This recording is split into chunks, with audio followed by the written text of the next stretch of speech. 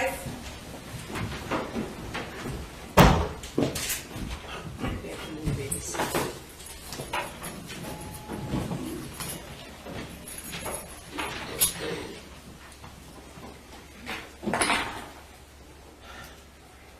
Your Honor, calling People v. James Crumbley, case number 22279-989, FH.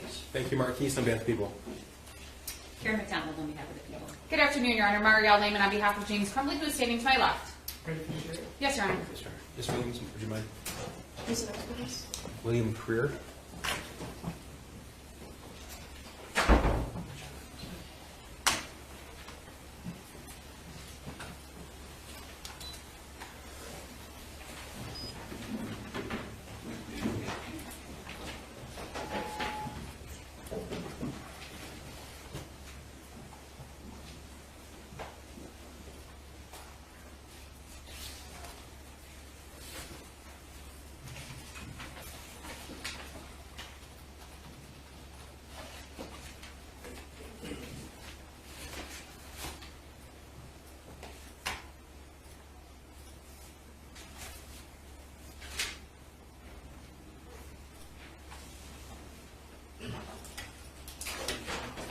All rise for the jury.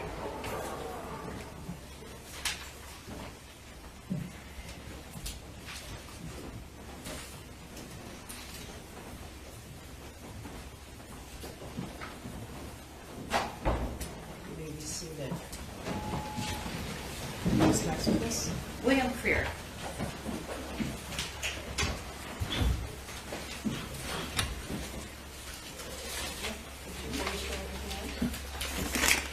Do you swear or affirm the testimony about to give the truth to help you God? Yes, ma'am. Please be seated, and then would you state your name for the record and spell your first and last name? Record, my name is William Creer. First name's common spelling. Last name is spelled C-R-E-E-R. Go ahead, Counsel. All right, thank you. Mr. Creer, I just want to acknowledge that you just came from a very long shift, so you're a little tired. So we're not going to keep you on the stand very long. Can you tell the jury what your job is? No problem. I'm a forensic technician for the Detroit Police Department. You can commonly call it a crime scene investigator. My job is to go to the crime scenes, take pictures, collect evidence, and generate a report and testify in court. I can testify now. Okay. So as your job as a crime scene, would you say investigator? That's fine. Okay. It's important to distinguish, are you a member actually of law enforcement? I work for law enforcement, yes. All right. Are you considered a police officer? No, I'm not. All right. Is that then, would you consider yourself a civilian? Yes. All right.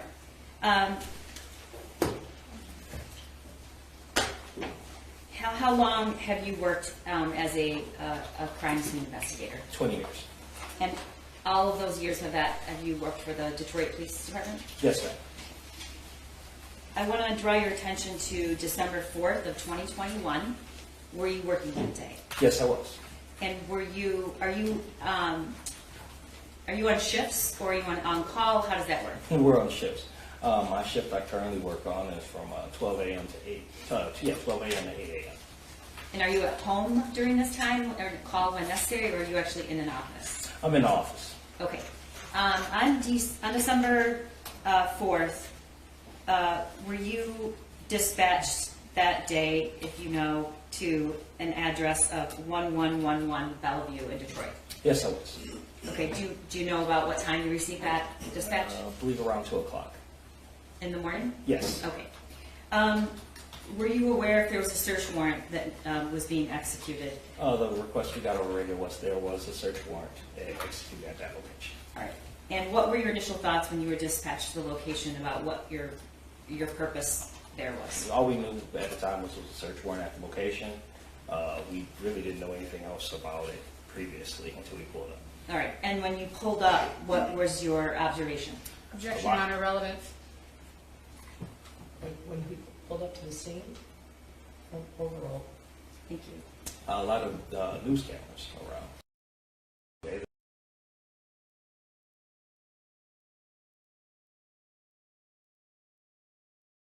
Already on scene, did you know what had happened in that scene? At that time, we didn't still exactly have any of the real details. All we knew at the time was it was a search warrant, and we were there to collect evidence regarding the search warrant.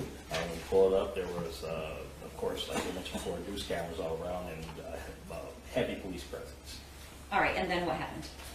Then when we reached the scene, we talked to the officer in charge, and then that's when we were notified what this case was actually involved with. And what were you told? That the case was involving Crumbley. Can you just raise your voice just a little bit, please? Oh, I'm sorry. That's okay. I was trying to. I knew you could speak louder. No problem. Case was involving the shooting incident, and this is the location that search warrant was being authorized, and 2 people were arrested. Is that all you were told? Yes. Okay. And were you directed to a certain part of the building? Suite 130 of the location you mentioned. Were you by yourself or with someone else? I had a partner. And who's that? My partner is Stephanie Sparks. Do you normally process the scene by yourself or with another partner? Midnight, you process scenes with partners. Okay. And once you arrived at the suite, were you and your partner the only one there? Were you the only ones there, or who else was there? The scene was secured by the police, by the Detroit police. What does that mean, secured? Means that that is secured so that way there's no outside interference coming inside the building, no one tampering with evidence, and everything is there as it was when the search warrant was executed. And is that a typical thing and that you encounter in your job? That do you arrive to scenes once it's cleared and secured, or are you sometimes there at the same time? A lot's going on. Oh no, we're there after the scene is secured. Okay. So what is your job when you arrive on the scene that day? When I arrive at the scene, we talk to the officer in charge of the scene. We then walk through the scene. He points out items of interest. Remember, keep your voice up. I'm sorry. That's okay. He points out items of interest that he might want collected. My partner and I would then walk through the scene. We'll also pay attention to see what's around. We then would suggest additional items if any to collect, and allow us to look around a little bit more. And then after that, we take pictures, collect evidence, and package the evidence, turn it in. All right, Mr. Kerr, is there a difference between collecting evidence and searching? Yes. And are you assigned to do both? It depends on the situation. Yeah, in this situation, we collected the evidence. The search warrant was already executed, and we looked around additionally. All right, and what makes you start searching other places? The fact that we looked around and we said, yeah, the OIC, I can't remember the name at the time, gave us permission to look around a little bit more. Okay. I'm going to show you what's been marked as People's Exhibits 306, 307, 309 through 320, 322 to 358. I believe these have all been admitted. Mr. Kerr, what is that? That's the scene location. All right. And Again, it's the north side of the scene location. okay. Again, we're at the north side of the scene location. All right. Can you see the windows on the suite that you searched?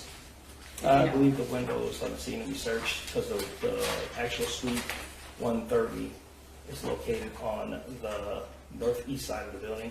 So I would say the 2 windows closest to the left side of the street. Okay. And then, do you know what this is? Yes, that was the vehicle we were directed to at the crime scene. Oh, Yes, you also searched the vehicle? No, we didn't search the vehicle. Okay. We took pictures of the vehicle. Okay, got it. What did you learn about the car? Anything? Did you take pictures of anything around the car, in the car? We took pictures around the car, and then also around the car there were cigarette butts we collected. You collected the cigarette butts? Yes, ma'am. And what is this a picture of? Those are pictures of the cigarette butts. All right, do you remember how many were there? Not off the top of my head. Okay. Did you bring a report with you today? I did bring a report. Would that refresh your recollection? It would. All right, could you have a look at it and just let me know when you are ready to answer that question?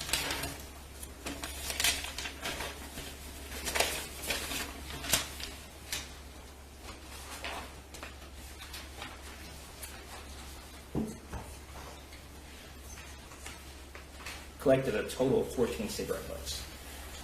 Okay. anything else around the car? Is that a picture? What are we looking at? The picture that's behind the vehicle and more cigarette butts. And you collected those? Yes. Okay. All right, and 312 and then 313. What is that? That's Suite 130. Okay. Is that where you searched? Yes. All right. And is that typical? You just take pictures of. What do you take pictures of as a matter of protocol? No problem. We take pictures of the area.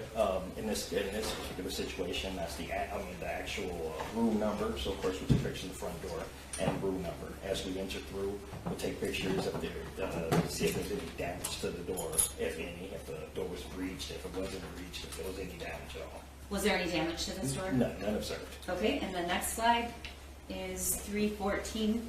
Do you recognize that? Yes, that's the actual scene inside of the scene location 130. Okay.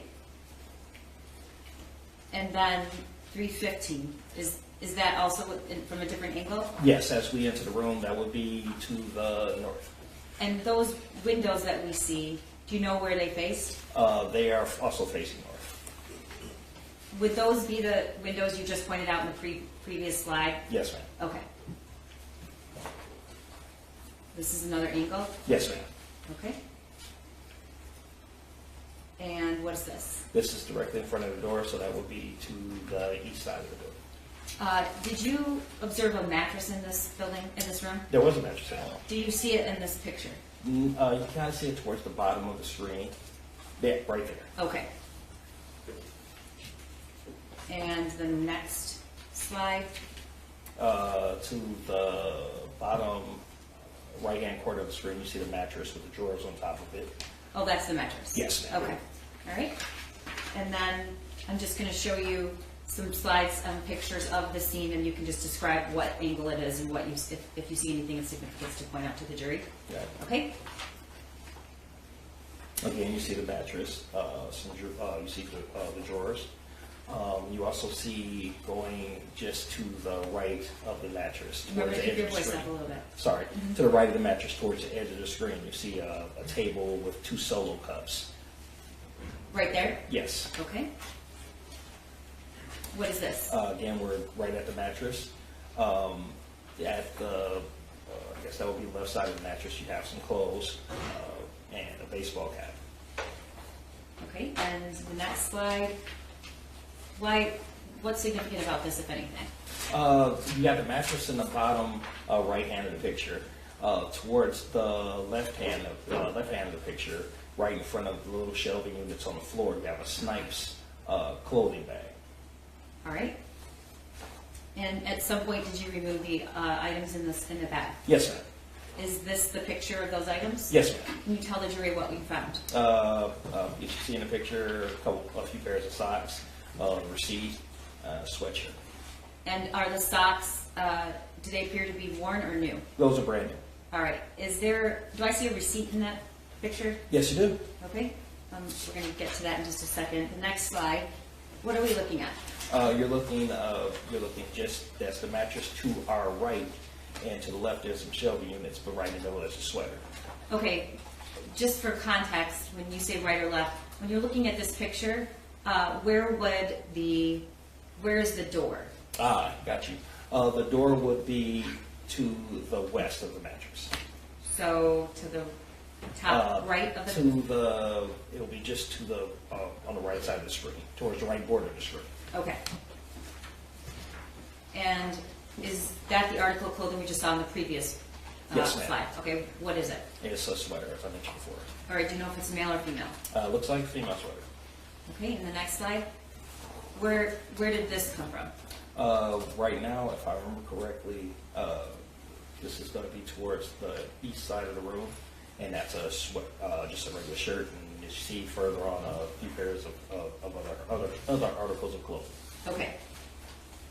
The next slide is, where is this in relation to the room? In relation to the room, you see through the previous slides, there was a table. The table would be along the south Is the side. table right next to the mattress with the solo cups? Yes, ma'am. Okay. This area is behind the table, and that's a pink book bag. This was in a plastic tote container. Was the tote, did it have a lid on it, or was it without a lid? It was without a lid when we arrived. With or without? Without. Okay. Do you know, did anybody take the lid off, or was it found like that when the individuals were arrested? Objection, Your Honor, speculation, I don't know how he would know that. I started out with, do you know? No, Do you know? I don't No. recall. Okay, thank you. And was there anything else in this container other than the backpack? I'd have to go further through the pictures. Okay. What is this? That's the table that is right in front of the tote with the book bag. Okay, and can you tell the jury what was on this table? You have foodstuffs like bananas, orange juice, a Ferner's bottle, a Coca-Cola bottle, Solo cups. All right. And the next slide? Next side, we're right back at the tote with the book bag. All right. And what's this? This is the part where we're getting ready to go through the tote, through the book bag that we just pulled out of the tote. And what do you see? I'm I'm sorry. What did you find in the backpack? Okay, to the left of the book bag, towards the top of the screen, you have a smaller little bag, and you also, as we're going to go progress through the pictures, you're going to see various articles of clothing. Okay. Next slide. Again, we're going through, progressing through the pictures. You have various articles of clothing, and we still have that little smaller bag right there on top of the book bag. Was there anything in that bag? I have to look at my report to refresh my memory. Okay, go ahead.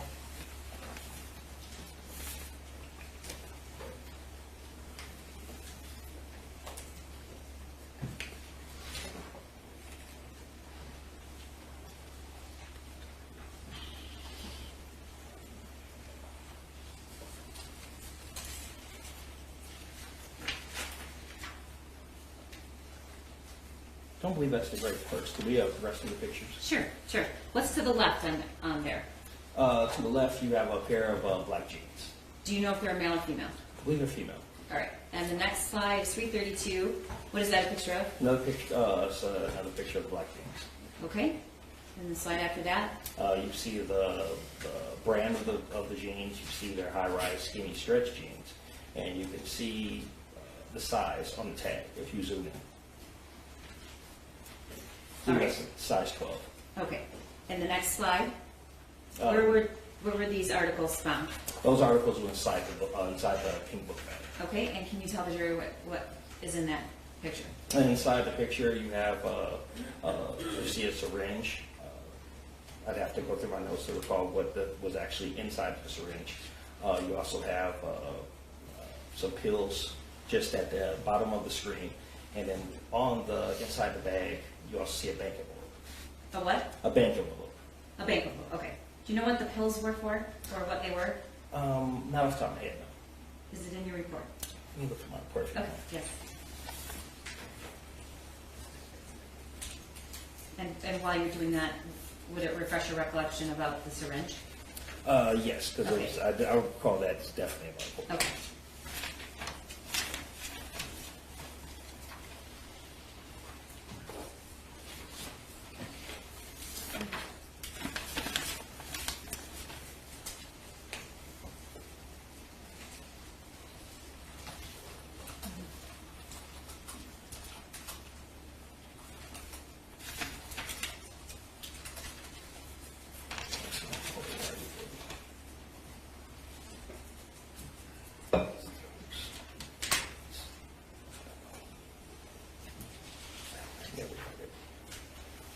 Okay, the syringe was the Exceed. It's the prescription for medication for a horse. Okay. That's the syringe that you see in the picture inside the bag.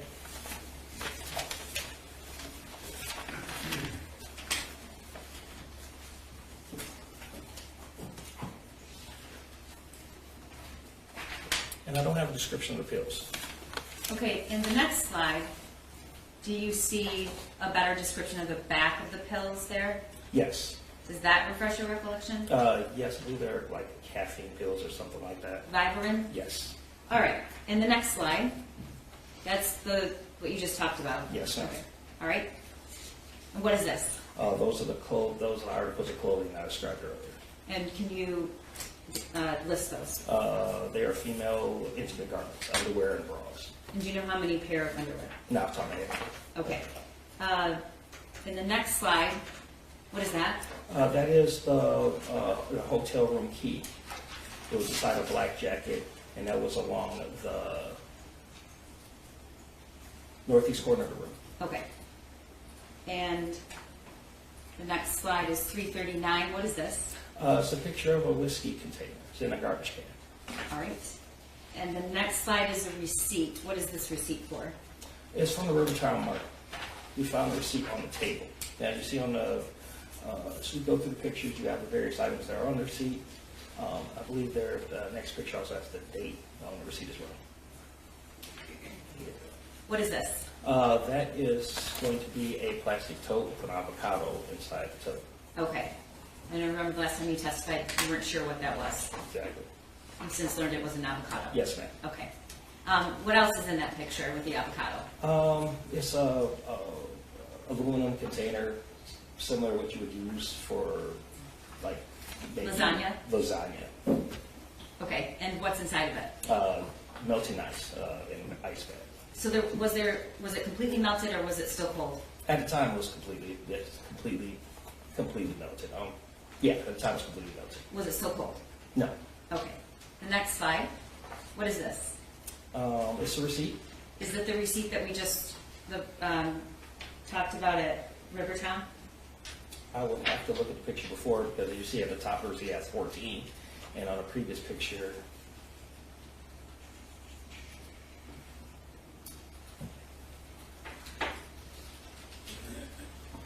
yes, that's the bottom of the receipt. Okay. And what's the date on that? The date on the receipt is 12/3/2021.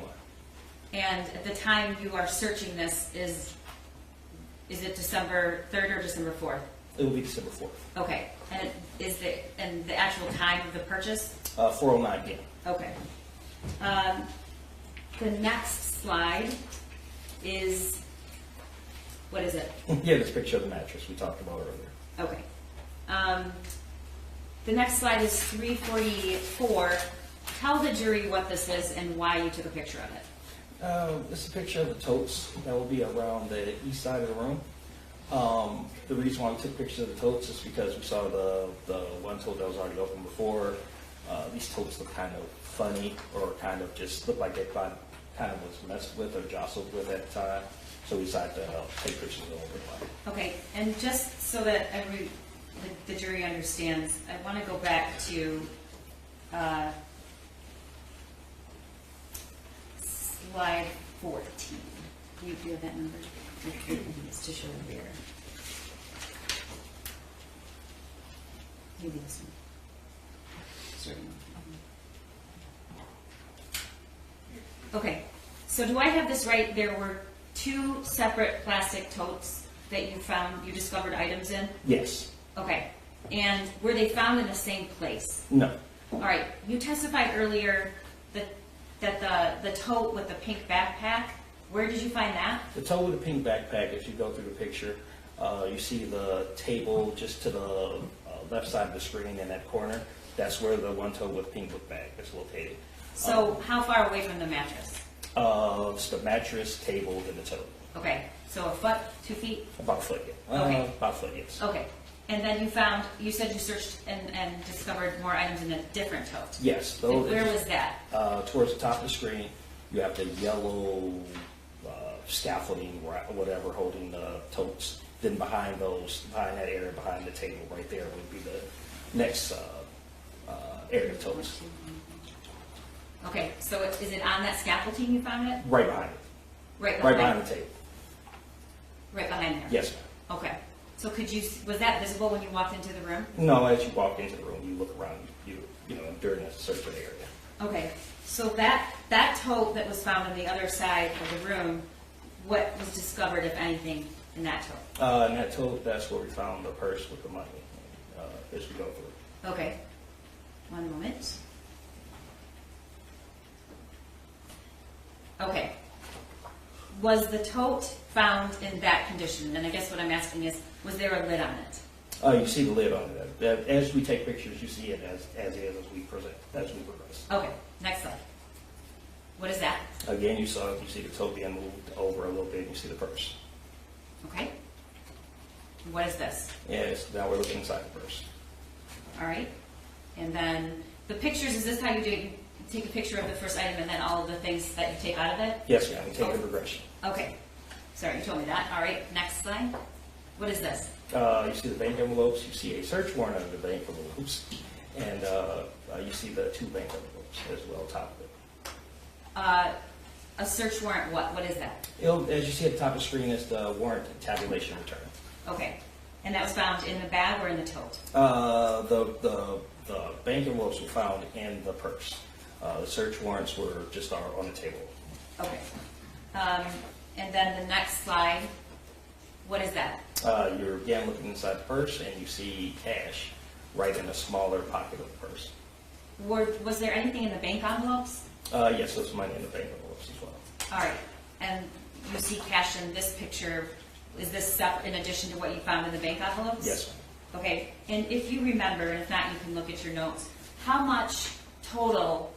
What was the total amount of cash found in that handbag? I'd have to look at the notes. I know it was around $6,000. Do you want to just correct? Yes, Make sure you're please. correct. $6,617. Okay. And those are. We'll get to it. I'm not going to do that again. Okay. Next slide. That's just a close up. Yes, ma'am. All right. And the slide after this. This is exhibit 350, and there's kind of a lot going on in this picture. Can you explain to the jury what you see? No problem. In the picture, you see 4 cell phones. One of the cell phones appears to be busted and broken. Those are the condition of the cell phones. Those are the condition of collected cell phones. You also see the keys just to the left of the cell phones. They were collected. They were turned over to the unit at the scene so they can collect beneath the car. You also see a bank card and some prescription medication just to the top of the bank, just to the top and left of the bank card. Okay. The next slide. That's a close-up picture of the keys. And the bank card. Was that a traditional bank card? If you know. No, I don't. Okay. The next slide. You have a close-up picture of the medication I mentioned before. And do you know what these medications were? No. I see Adderall and 2 other containers. Okay. And do you know who they're prescribed to? You see Jennifer Crumbley on all 3. Well, you can see it better on the bottle to the right. In the other 2 bottles, you can kind of see Jennifer and Crumbley. All right. And the next picture. Again, it's a picture of the 4 cell phones. Were any of these cell phones powered on? No. How do you know that? Because if they were, we take pictures of the items in condition that we collected. They were all off. Exactly. And then the next picture? What is this? It's pictures of the money we collected from the purse. So you actually lay out each bill? Yes. Okay. And the next photo? More pictures of the money. And the 2 after that? Yep. All right. And then the last photo here is a receipt. Can you tell the jury what the time and date is on this receipt? 12/3/2021. And what are the items listed? Giant lasagna pan, Werner's 2-liter bottle, paper towel, Kleenex. Okay. Thank you.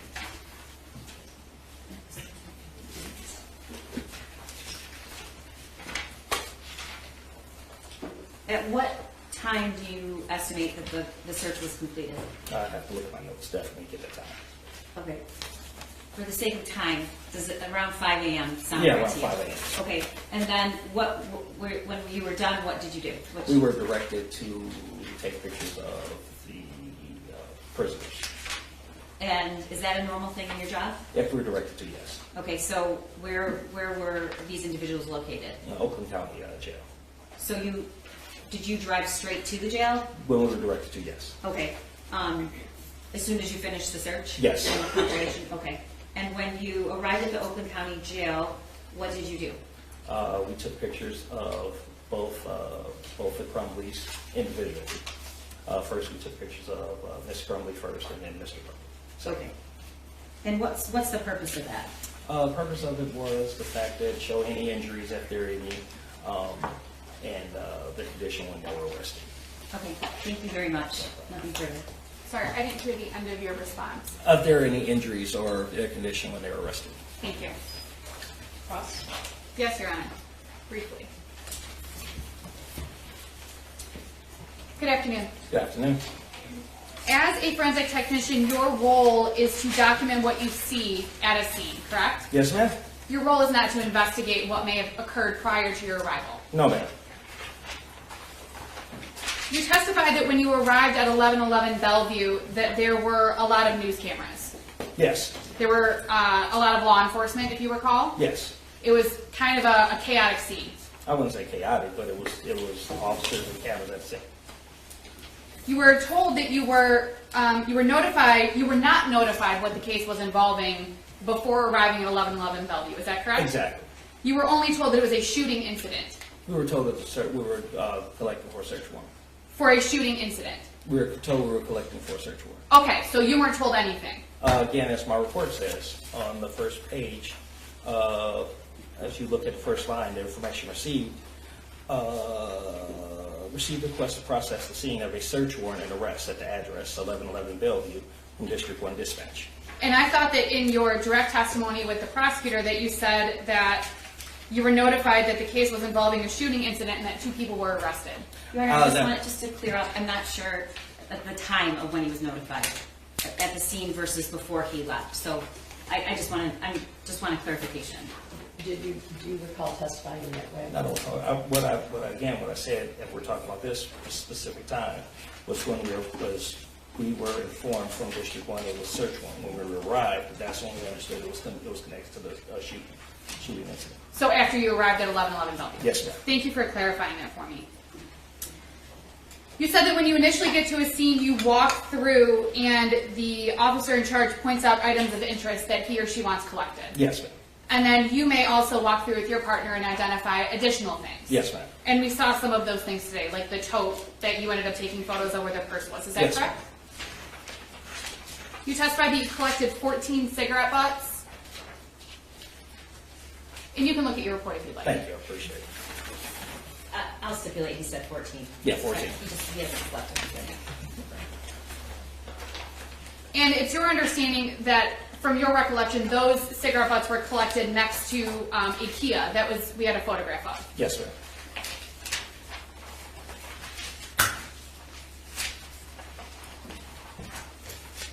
ma'am. You testified that inside of the plastic bag, in exhibit, well, I believe it was exhibit 334, that there was a bank envelope. Looking at the bag now, do you see what that was? The picture's kind of blurry, but it still looks like a bank envelope. Okay, it doesn't look like a business card? To me, it looks like a bank envelope with the black spots on the top of it. Exhibit 339, the prosecutor asked you to look at the inside of a garbage can, if you recall, and there was a whiskey bottle inside the garbage can. Yes. You don't know how that whiskey bottle got there? No. You have no knowledge of how long it had been there? No. You have no information about it whatsoever? No, all I know is a whiskey bottle garbage can. And you were just taking a photograph of what was on the scene when you got there? Yes, ma'am. In Exhibit 347, you talked about bank envelopes and a search warrant tabulation return, which was on a table. Yes. It wasn't hidden anywhere, correct? The search warrant or the tabulation was not hidden anywhere. It was just sitting on a table when you took the photograph? Yes.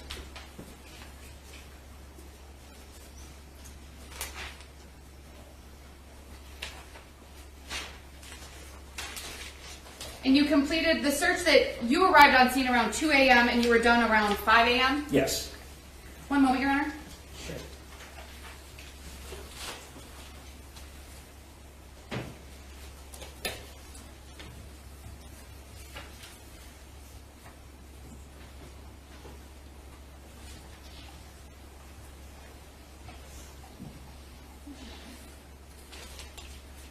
And the photographs that you took photographs of cash. You don't know what that cash was for. That's fair. Because again, you were just taking photographs of what was on the scene when you got there. It was cash in the purse, right? Right.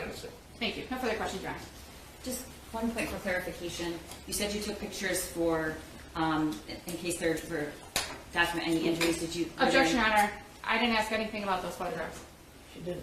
I believe that she did, and if not, I'm offering some clarification. Your Honor, I would object to any questions about the photographs that were taken of my client after he was arrested. I didn't ask anything about that on my cross. Yeah, I did see the scope cross, I'm not gonna lie. Okay. Is this witness excused? Yes, can you step Thank you. back? Who's the next one? Tim Willis.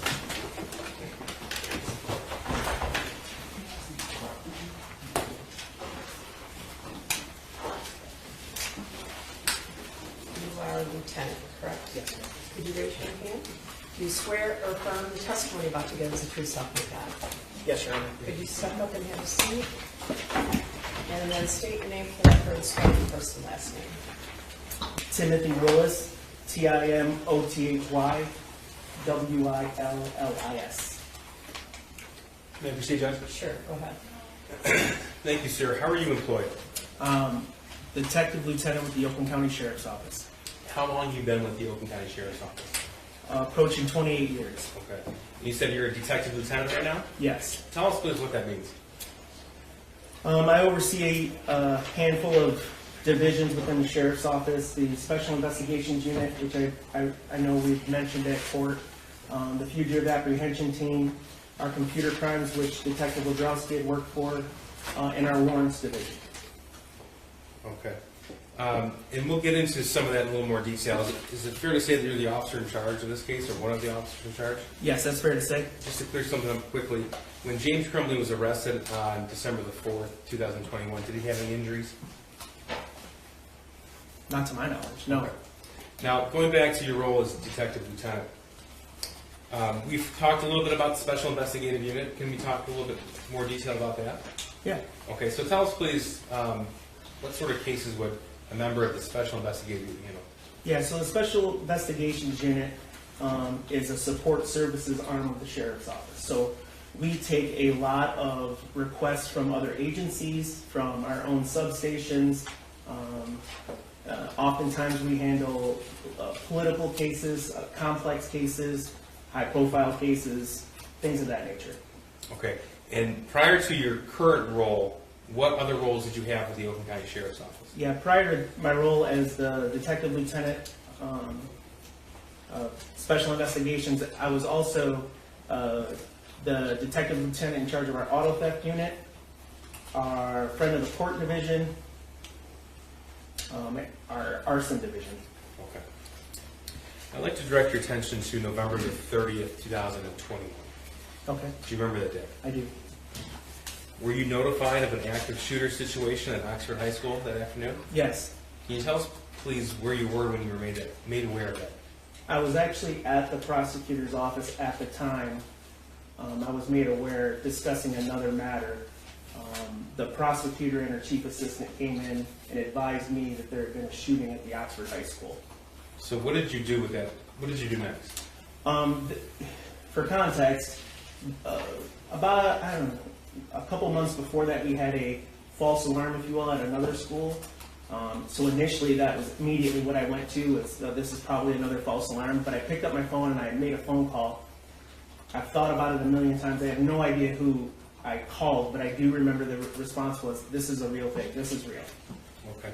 So tell us what you did, please. I obviously, ran downstairs or took the elevator downstairs, ran to my vehicle, and immediately proceeded to the Oxford High School with my lights and sirens activated. Okay. Do you recall the approximate time you would have arrived at Oxford High School? I think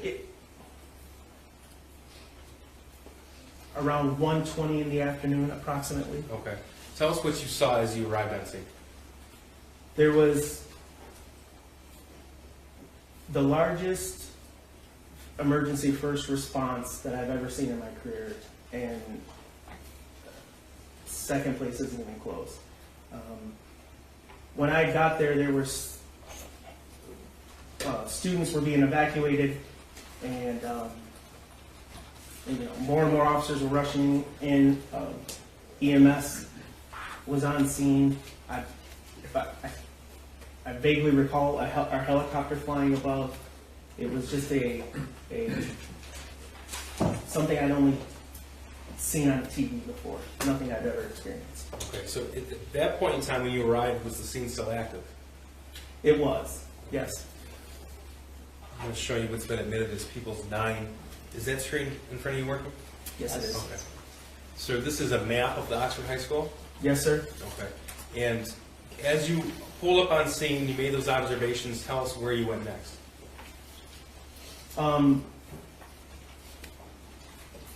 Just understand there's a lot of the day that I don't recall very well, so I don't remember where I parked. But I do remember going through the front office entrance area. It would be, you see office 200? That door right there? Yeah. This door right Yeah, here? I do remember going through there. It was being held open by officers. And that's where I met then Lieutenant Todd Hill, who was the incident commander. Okay, what's an incident commander? So Lieutenant Hill had assumed incident command because, as you can imagine, I explained to you, there was so much disorganization in the early, I mean, we had no idea what we were responding to. My police radio was blowing up with calls of, we think there's an additional shooter here. We think someone's fleeing from the scene here. I mean, it was chaos.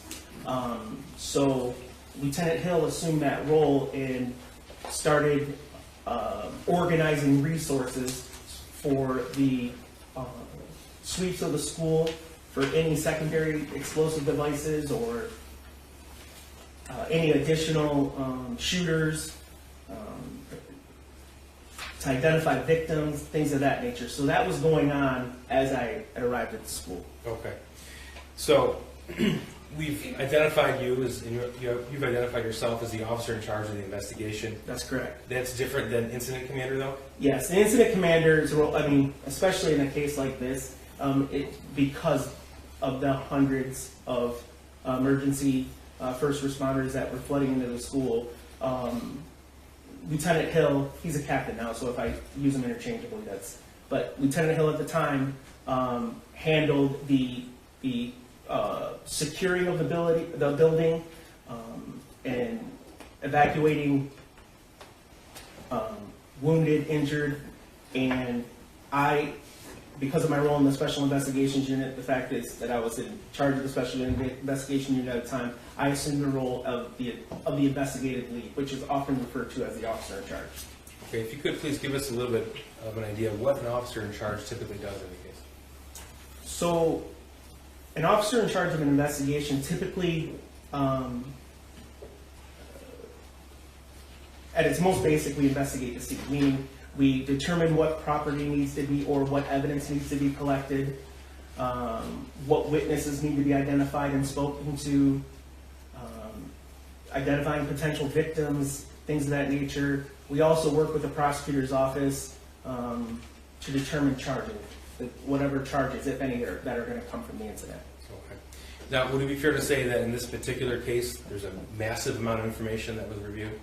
Yeah, so one of the more problematic things about this case is the amount of information that was coming in. If you can imagine social media tips and emails and everything like that, 911 calls coming in. It was information overload, and all the best we could do was just try to process things as they came. Okay. Now, so it would be fair to say that you have reviewed the evidence in this case, at least in a supervisory role. Yes, that's correct. All right. I'm going to start off with your testimony where we left off the last few witnesses, and I'll go through the exhibits that have been admitted already. This is Exhibit 361. So a little bit of background here, sir. Were you made aware that the defendant, James Crumbley, and his wife, Jennifer Crumbley's phones were seized the evening of November the 30th? Yes, as part of the, if I can back up just a second. Sure.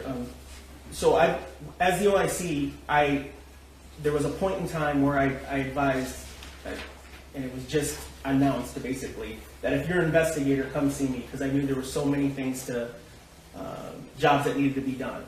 So a handful of investigators were sent to different hospitals, area hospitals, whether we knew that there were victims there or not. We had some reason to believe that there were victims being shipped everywhere. Lieutenant Marsban was handling, once the shooter was identified, handling the scene at the shooter's address. Special Agent Brandon had come up to assist me in identifying the murder weapon. So there was just, and I actually had a scribe next to me just jotting down as fast as she could when I would make an assignment, who was doing it and what the assignment was, because it was just, it was a ton of information. So I think we'll back it up a little bit further. Okay. Now you're aware of when James Crumbley was charged with involuntary manslaughter. Yes. Okay, when was that?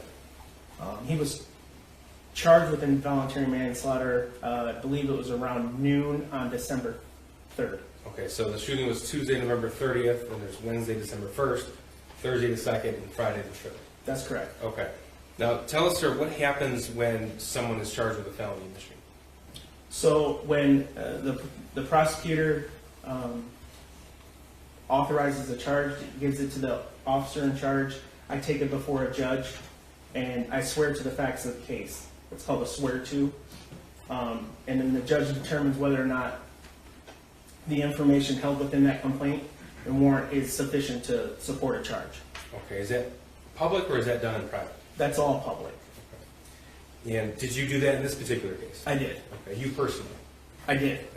And was there also swear to of the defendant's son? Yes, Okay, that would have been Wednesday, December the 1st, 2021? that is correct. Okay, was that likewise public? Yes, it was. Okay. And when I say public, I mean open to the public? There were, yes, open to the public and media present. Okay. Was James Crumbley there for that, for his son's swear to? Objection, Your Honor, relevance. Judge, the jury's going to get an instruction regarding 4.4. A lot of the evidence is regarding the timeline of where they were from November the 30th to December the 4th in the early morning. I think where they were and the knowledge they had is relevant, so I'm not allowed. Thank you, Judge. Sir, Wednesday, December the 1st, there was a swear to of the defendant's son? That's correct. Okay, and was James Crumbley there for that? He was not in person, no. Okay. And he was on Zoom? He was on a Zoom from what appeared to be his vehicle. Okay, thank you.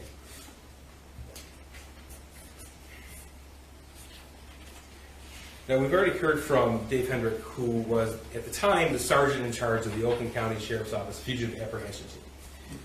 Part of your role as detective lieutenant, would that be supervising the Fugitive Apprehension Team? Yes. Okay. So, did you assign him with his task of locating James and Jennifer Crumbley on Thursday, December the 2nd? I did. Okay, and tell me about that, please. So, as I stated earlier, the officer in charge of cases presents information basically to make it clear to a prosecuting attorney. The prosecuting attorney, in discussions with the officer in charge, determines what, if any, charges are going to come from it. We, at the time the shooter was charged, volumes of information was going into the prosecutor's office, and there was discussions on December the 2nd about the possibility of charging the shooter's parents with involuntary manslaughter. Okay, is that why you made that call to Sergeant Hendrick, or retired Sergeant Hendrick? Yeah, what we knew at the time, the only thing that I knew at the time, and again, there was a lot of irons in the fire, the only thing I knew at the time is they weren't at their residence. They weren't actively staying at their residence. So I thought it was important that we try to locate them. Okay. So now going back to Exhibit 361 on the screen here, you had mentioned that you had assigned Lieutenant Marsban with a search warrant of the defendant's home at 112 East in Oxford. Yeah, that's correct. Okay. And so that occurred on Tuesday, November the 30th, 2021? Yes, sir. Okay. And were you made aware that their phones were seized as part of that search warrant? Yes, I was. Okay. And all right. We talked a little bit about track phone or burner phone, how they're referred to interchangeably. Were you made aware, did you learn that the defendant and his wife purchased those phones? I was, Okay. yes. And so what's in Exhibit 361? So this is a receipt from the Walmart in Lapeer, Michigan, and for the purchase of the track phones. Okay, so just for a timeline, this is at November 30th, 21, at 8:01 p.m.? That's correct. Okay. This is Exhibit 362. What are we looking at here? This is a receipt for the Holiday Inn Express. So the shooting was on the 30th. They checked in on the 30th, and they departed on the next day. Okay. And do you recall where this Holiday Inn Express was located? Yes, that's the Holiday Express in Lapeer.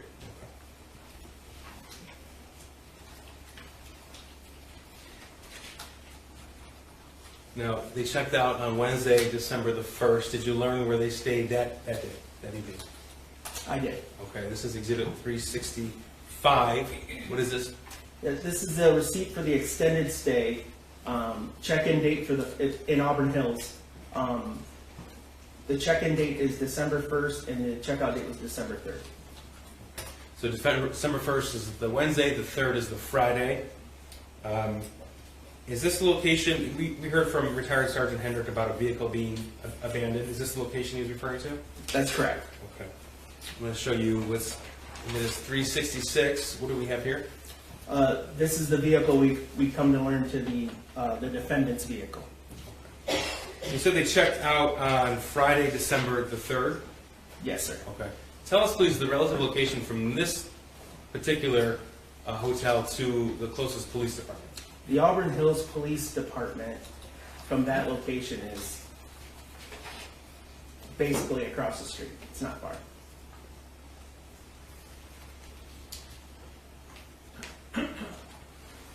Now, regarding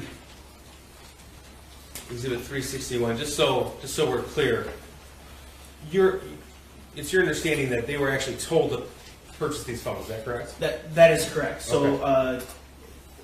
Detective Sergeant Bryan, who testified earlier,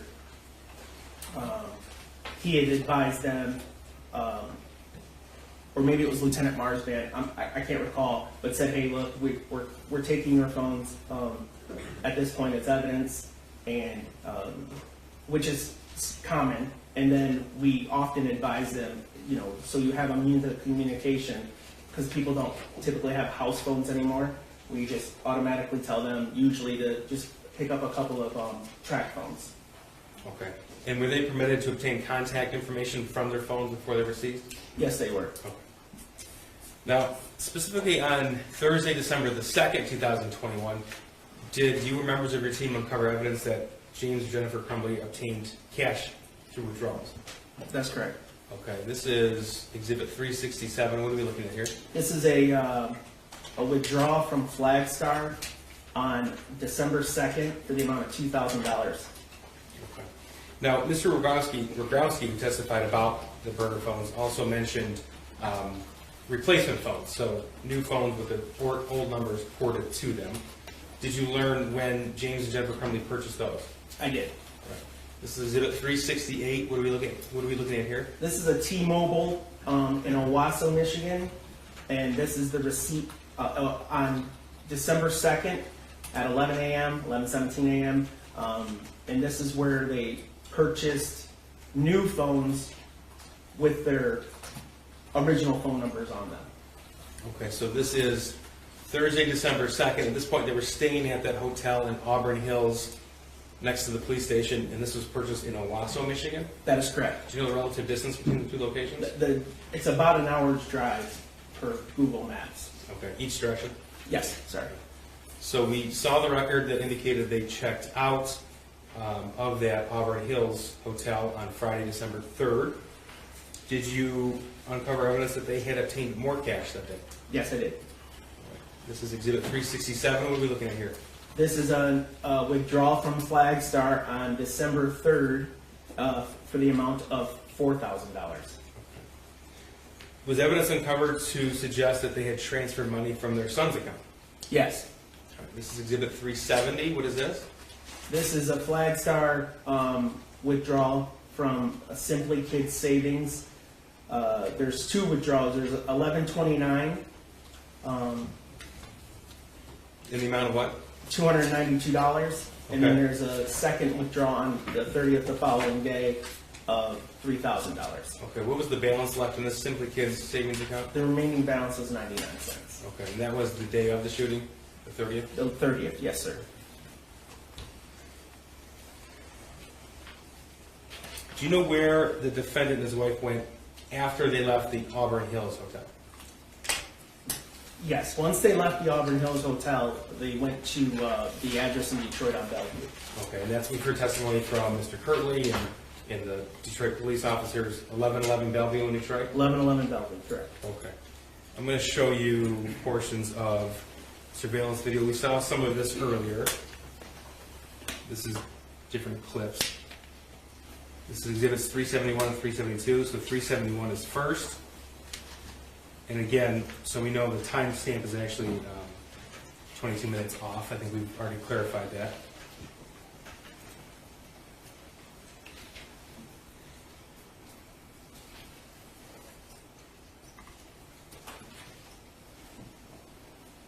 So the record is clear.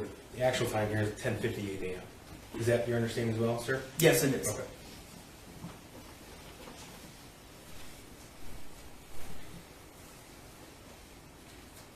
And just tell us, please, sir, when you see anybody you recognize. The man walking with his phone, I believe, is the leasee of the suite or room or whatever that the Crumbleys were staying in. That was Suite 130. 130. Okay. The vehicle coming in is the vehicle that we identified as Jennifer Crumbley's Kia.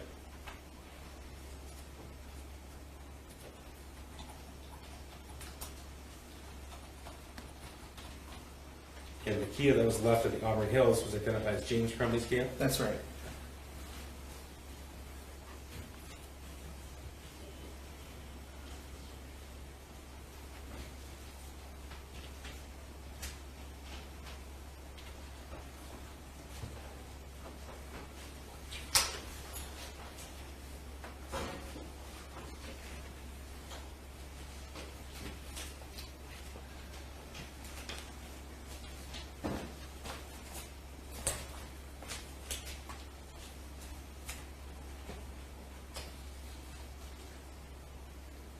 Do you recognize either individual exiting from what was identified as Jennifer Crumbley's Kia?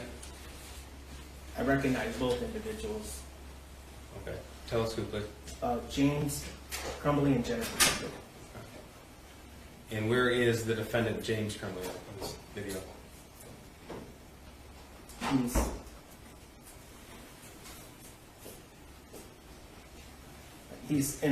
He's walking up now. Okay. Sorry. Right here? Correct. Okay. Now, this is the location they were found at 1:30 a.m. the next day, is that correct? That is correct, yes. 1111 Bellevue, okay. Yep. Now, that car was pulled in with the front facing forward, is that right? That is right. Okay, did you come to learn that the defendant moved that car subsequent to pulling up at 10:58 a.m.? Yes. I'm going to show you what's been admitted as 372.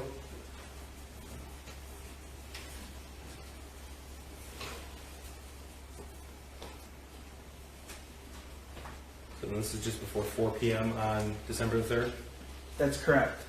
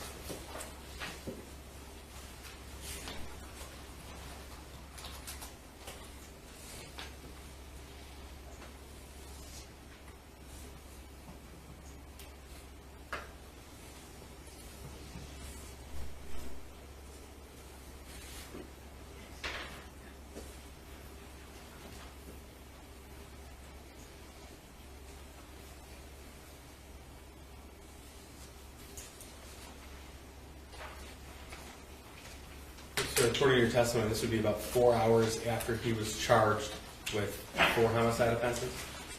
That's correct.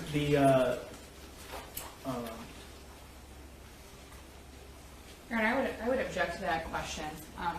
Mr. Keast indicated that James Crumbley was charged with homicide offenses. This is a homicide. I think we've been clear that this is an involuntary manslaughter case, Your Honor.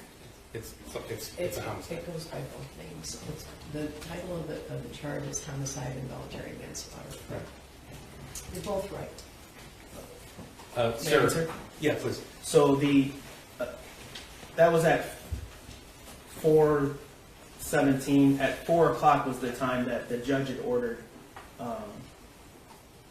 the defendant and his wife to turn themselves in. Okay, so when it became clear that they hadn't turned themselves in, was their license plate made public? Yes, it was. Was the license plate on the front or the back of the vehicle? In Michigan, we only require the license plate on the rear of the vehicle.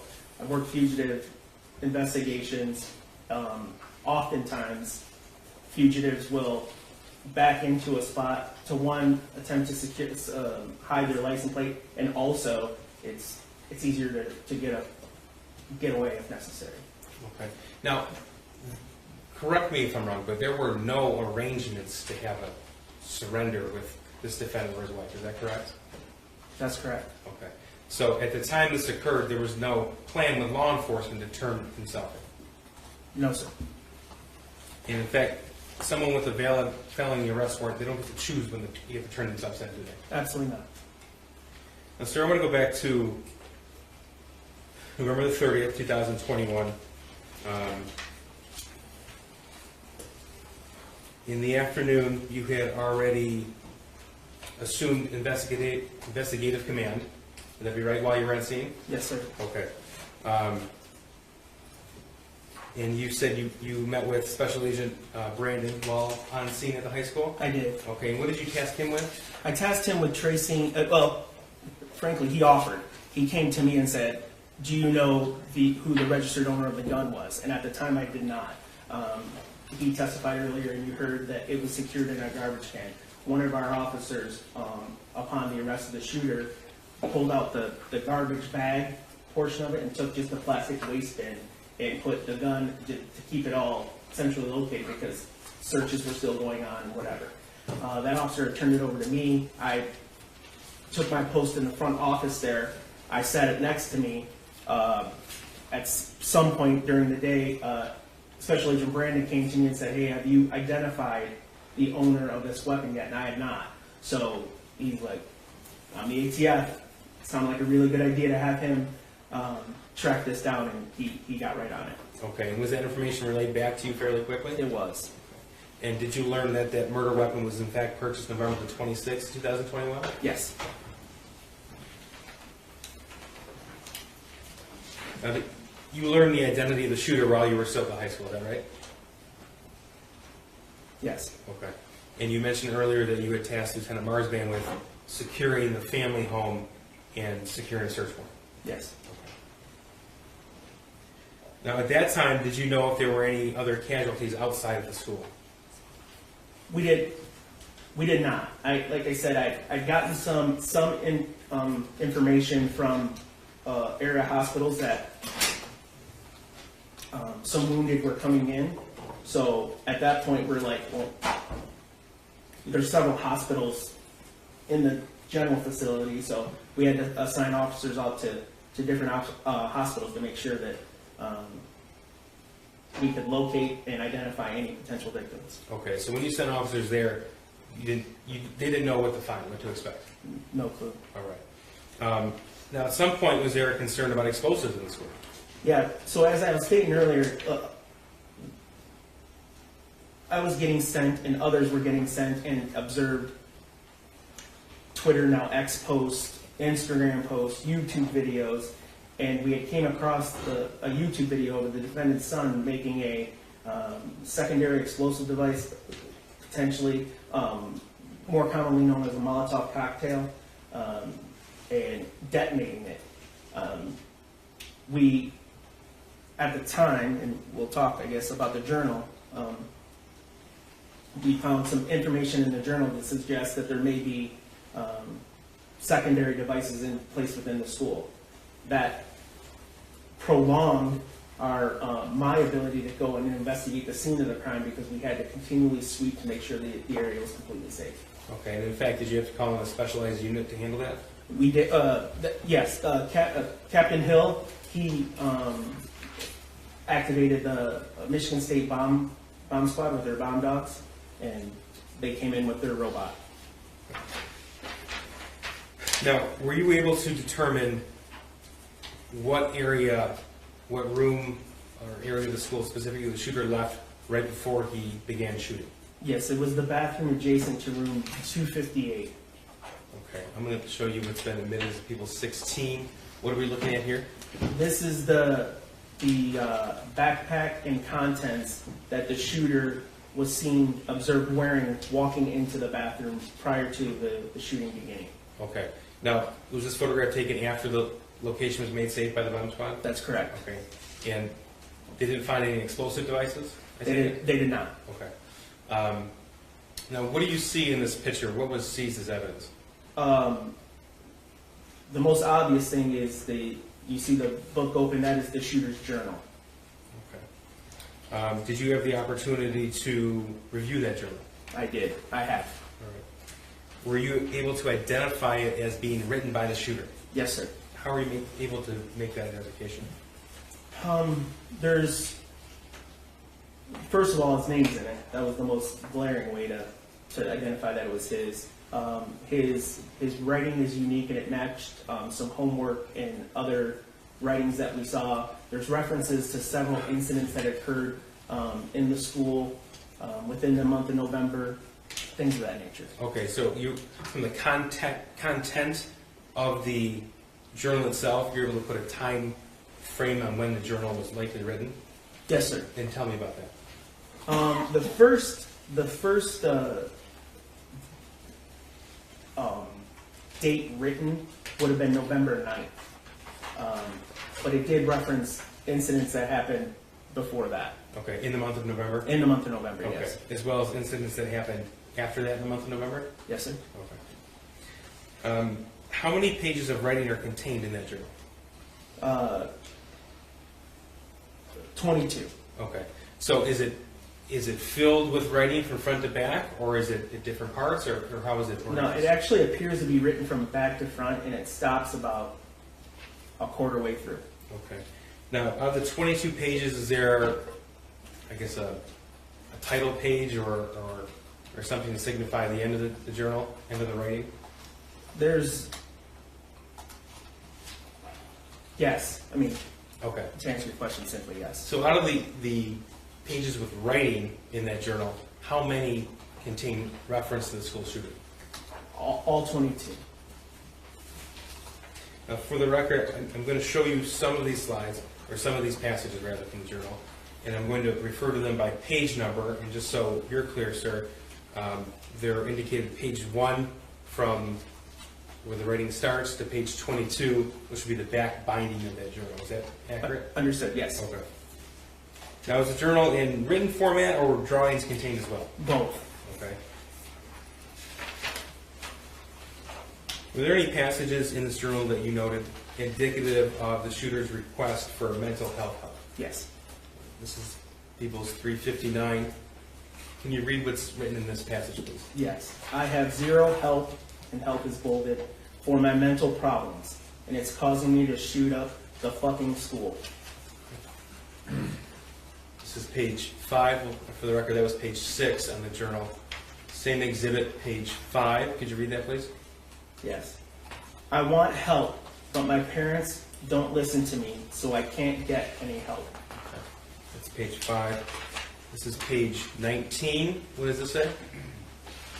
My parents won't listen to me about help or a therapist. All right. Now, were there any journal entries about the shooter's desire to obtain a 9mm handgun? Yes, sir. Same exhibit, page 3. Can you tell us what this is, please? Yes. The shooter writes, so we should be bound to get my SD 9VE soon. Okay. Now, that specific term, SD9VE, did you see that anywhere else in this case? Yes, I did. This is people's 85 and 86. What do we see here? This is a picture of a Smith & Wesson model number SD9VE that was for sale, that was extracted from the defendant's phone. Okay, and Mr. Rogowski testified this was from Monday, November the 8th, sent from the defendant's son to the defendant in a message that was deleted. You were here for that testimony? Yes, I was. Now back to the journal. This is page 22. Can you please read us what this says? Yes. The shooter writes, "I want to shoot up the fucking school so badly. Soon I am going to buy a 9mm pistol. Same exhibit, page 17. Go ahead. All I need is my 9mm pistol, which I am currently begging my dad for." And page 22. I will This have, is the binding, right? The binding, 22? Okay, correct. go ahead. I will have to find where my dad hid my 9mm before I can shoot the school. Okay. And page 15. Unfortunately, my dad does not want me to get the 9mm gun, and we are having financial problems, our end, for right now. And I don't have a job, so now I'm pissed because I want to do the shooting with a 9mm pistol, as they are effective for killing. But our end right now, all I got is a puny 22 LR Keltec that I don't know where my dad hid it. Okay, and we heard evidence in this case that James Crumbley obtained a 22 caliber Keltec pistol in June of 2021. Is that right? That is right, yep. Were there journal entries regarding the shooter's plan? Yes.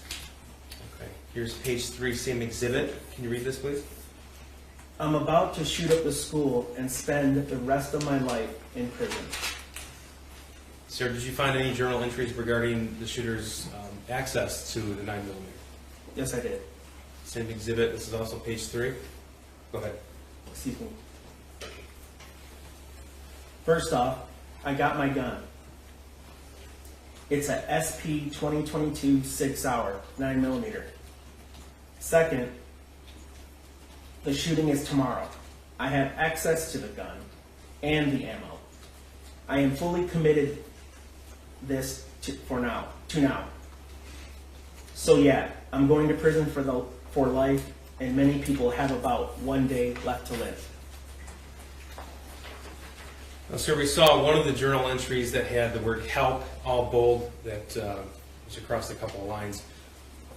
Were there any other writings or passages in that bolded format? Yes, there were, sir. Were there pictures in the journal as well? Yes, there were. Okay, like what? There's a picture of what appears to be an arm fully extended out with a gun pointed to the back of what appears to be a female's head. Okay. And was that a little picture or a large picture in it? It took up about that much of the page. Okay, so to reference... Oh, I'm sorry, about 3-4 inches of the page. Now, was this journal a full-size book like this legal notepad, or was it smaller? It was small. Far side. Just going to mark this for a demonstrative exhibit.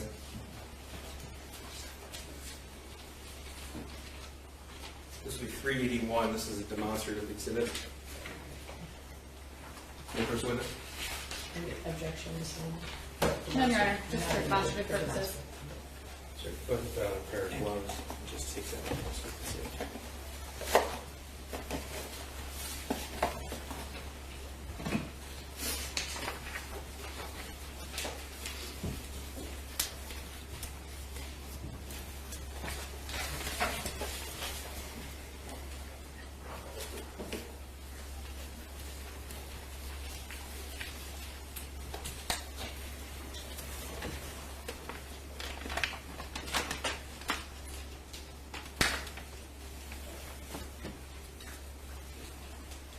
Can you just hold it up for the jury so they can see, please?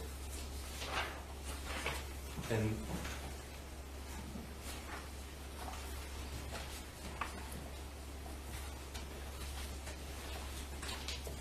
Thank you, sir. And that's what's depicted here in Table 16 that we're referring to?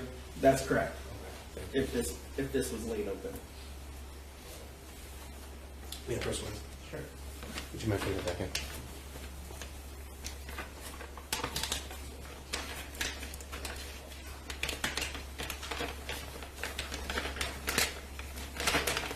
Thank you, sir. Sir, we've heard evidence and we've heard the 911 call that James Crumbley made on Tuesday, November 30th at 1:34 p.m. You're aware of that call? Yes, sir. And you were in court when it was played? Yes, sir. Okay. Now, we've also heard testimony that the Meyer and Ray Road next to the high school was the emergency location for Oxford High School parents in case of emergency at the high school. The reallocation point, yes. And did the police likewise notify the community of that as well? Yes, they did. Okay. Do you recall when that occurred? I believe the first 911 call that the sheriff's office dispatched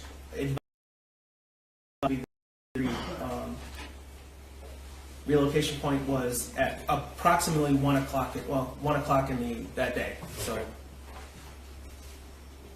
just 10 minutes or so after the shooting. Okay, so the shooting began at 12:51 p.m. This was 1 p.m. the same day? Yes, sir.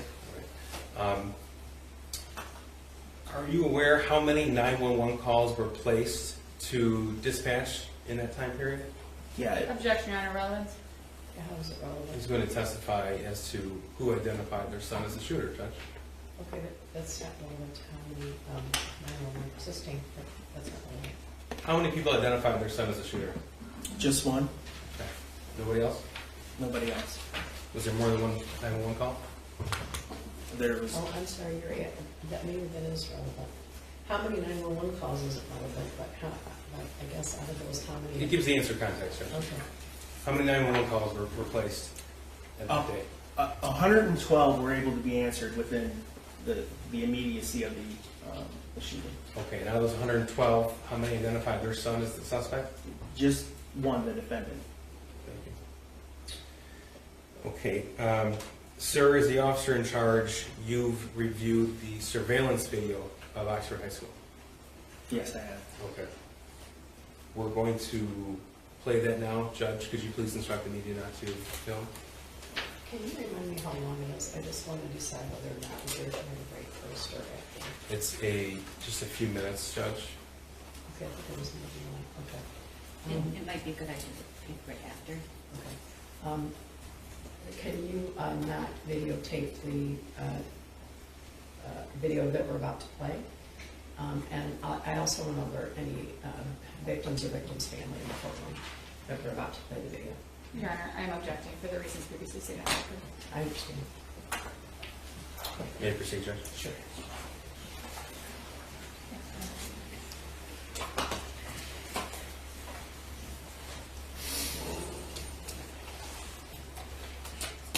Just so we understand the date and time, we have a time stamp and date stamp at the bottom here. November 30th, 2021.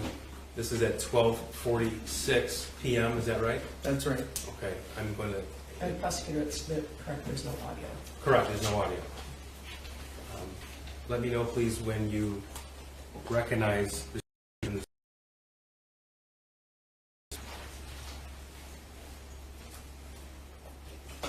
He just walked out and made a left.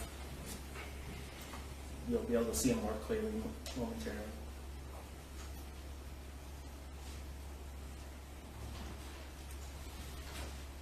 He's about to enter right now.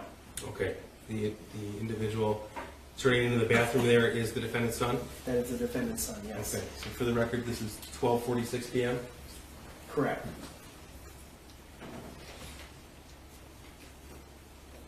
And this video it skips with time delay, is that correct?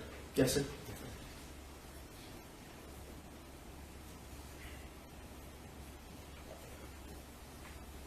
Okay, this is 12:51 p.m.?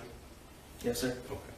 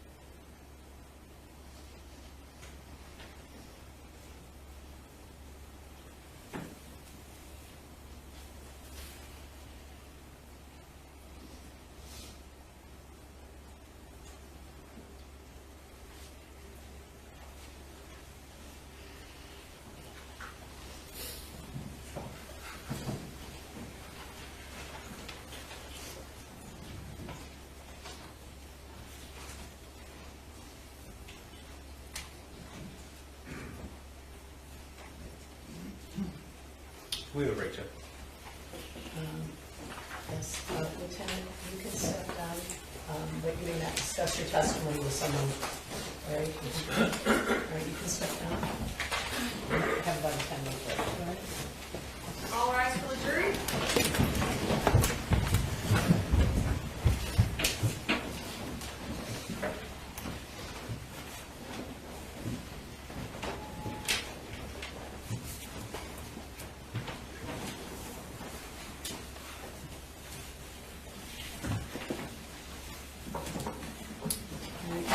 Be seated and please remain seated while the defendant is removed.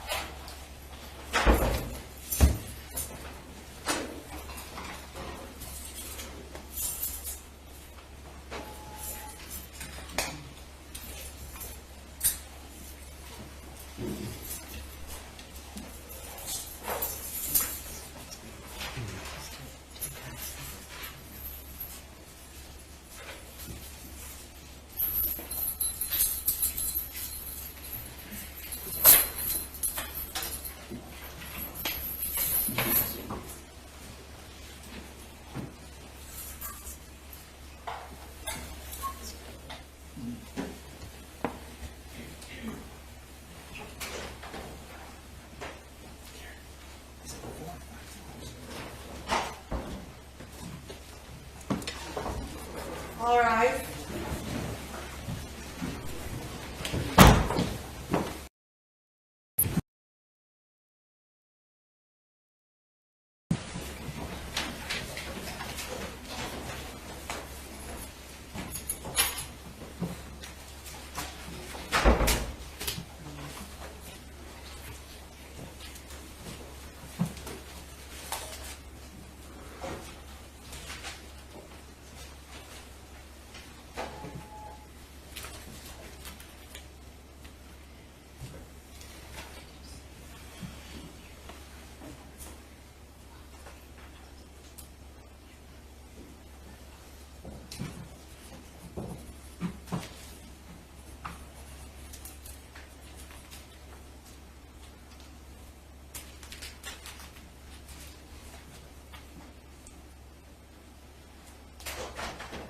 All rise for the jury.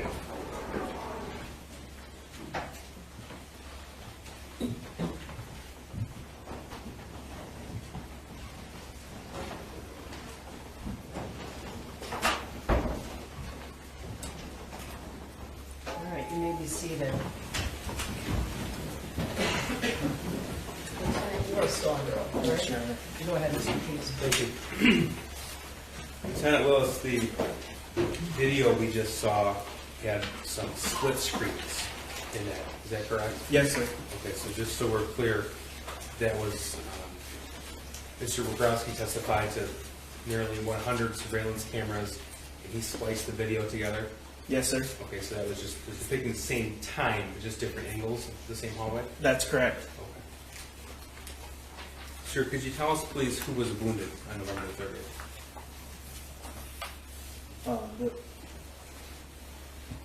The wounded was Phoebe Arthur, Elijah Mueller,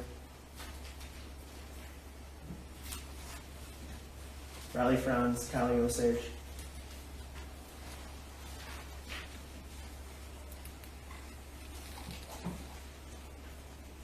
Molly Darnell, John Asciuto, and Aiden Watson.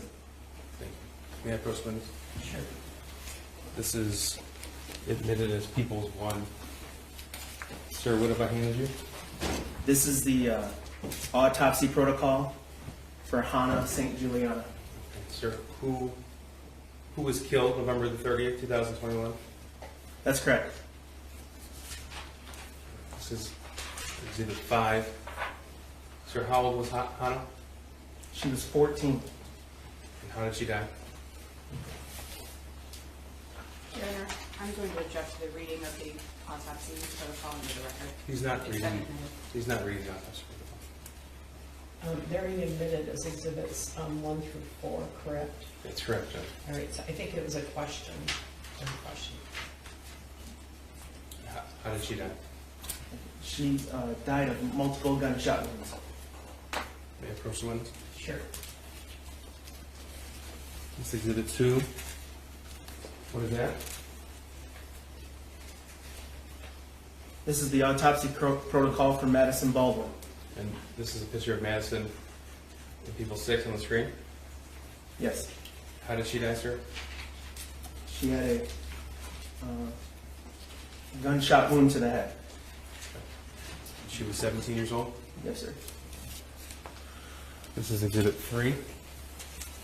So what have I handed you? Autopsy protocol for Tate Meard, Okay. and he was 16 years old. And how did he die? He died from multiple gunshot wounds. And this is Exhibit 4. That's an autopsy protocol? Yes, sir. This is for Justin Schilling. He was 17 years old. And how did he die, sir? Died of a gunshot wound to the head. And those are the 4 students who were killed inside Oxford High School on November the 30th, 2021? That's correct.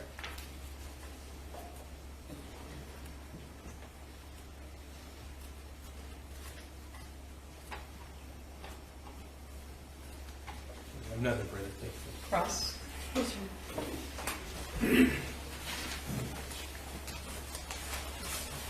Good afternoon, Detective Guzman. Good afternoon. We go back to November 30th of 2021. when you were made aware of the shooting at Oxford High School. Okay. You testified today that you were, and you were advised, you said by the prosecutor and her chief assistant, that was the chief prosecutor, Ms. McDonald, Correct. and her chief assistant came to the office where you were discussing another case. We were in a conference room in their office, and they came. Yes.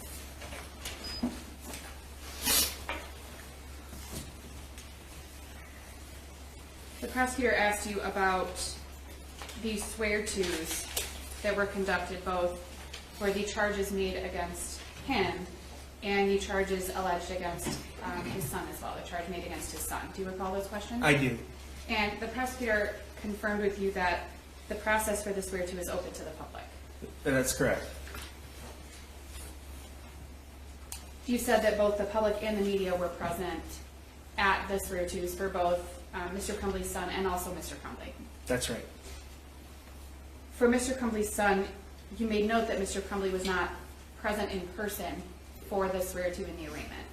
Yes, I stated he was he was there on Zoom.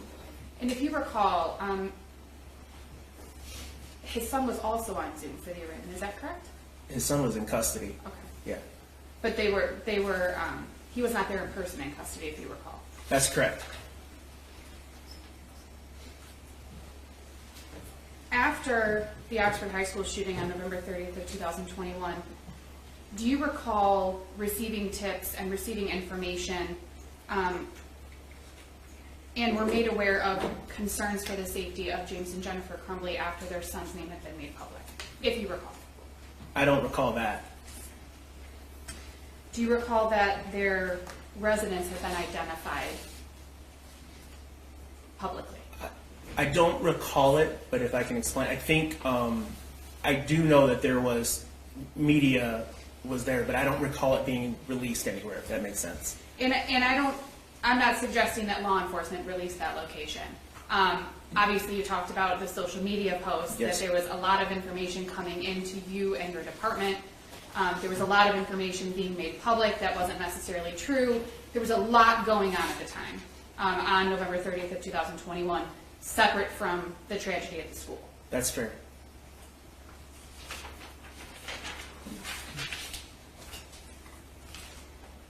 You said that on December 2nd of 2021, that you and the prosecutor's office were having discussions about possibly charging James Jennifer.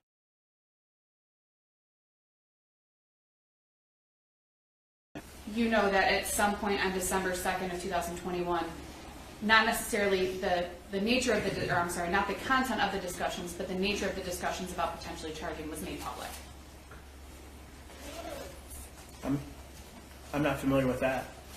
If you recall, there were media reports and information put out into the media that James and Jennifer may be facing charges. That may be true. At that point, I was completely involved. Like, there was things that came out in the media that people tell me about today I have no idea about, because I wasn't. Yes, and you had a lot going on. And obviously, when I ask you a question, I'm just asking you questions understand. about what you know about. I understand. You knew on December 2nd, you testified today that you knew on December 2nd of 2021 that James and Jennifer Crumbley were not staying at their residence. Yes. You knew that they'd left on November 30th of 2021. Correct. And that was before charges had been announced against them? Yes. And before there was any sort of information that may have been put into the media that charges may be forthcoming? Yes. That was in fact the day of the actual Oxford High School shooting that they stopped staying at their residence. To my understanding, yes. The prosecutor showed you Exhibit 362, which is a Holiday Inn Express receipt, correct? Yes. And if you recall, the room was registered to Jennifer Crumbley, I believe you. if you recall. I don't recall, but I believe you. You know that at some point on December 1st, James and Jennifer left. Oh, and before I go past that, you also know that on November 30th that James and Jennifer Crumbley obtained those track phones from the Walmart in Lapeer. Yes. And we looked at that receipt as well. Yes. and you testified that you learned during your investigation that there was a conversation either with Detective Sergeant Bryan or Lieutenant Marsden about James and Jennifer obtaining those phones. Yes. And the purpose was because they had given their phones to law enforcement and they didn't have any way to communicate with people, if you recall the information you were given. They were taken in a search warrant. Whether they gave them to, I guess it's subjective. But yeah, we obtained them, and it's my understanding the advice given to them, which again isn't uncommon, is that purchase some track phones so you could maintain communications. Exhibit 365, you know that on December 1st of 2021 that James and Jennifer left that Holiday Inn in Lapeer and checked into an extended stay in Auburn Hills. What day did you say? December 1st of 2021. Yes. Now Lapeer, for those who aren't familiar, is north of Oxford. It is. It's north of Auburn Hills. It is. So they left the Lapeer area and came down to Auburn Hills, which is 15 minutes south of Oxford. I could be wrong about the time. But you referenced Lapeer essentially borders Oxford, Okay. and On the north north side, and then you got Rochester. 20 minutes. I don't know. Okay, I won't lock you into a time. But they came, and they came slightly south of, still in Oakland County, correct? Yes. Okay.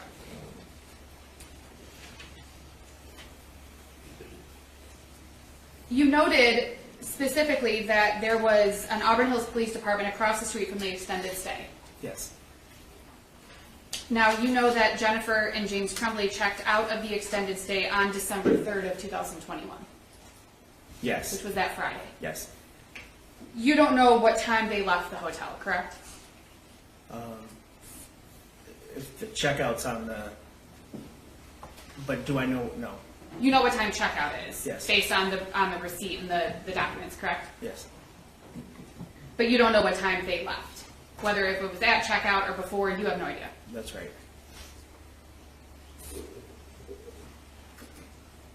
At some point on in Exhibit 368 is the T-Mobile receipts from the T-Mobile in Owasso.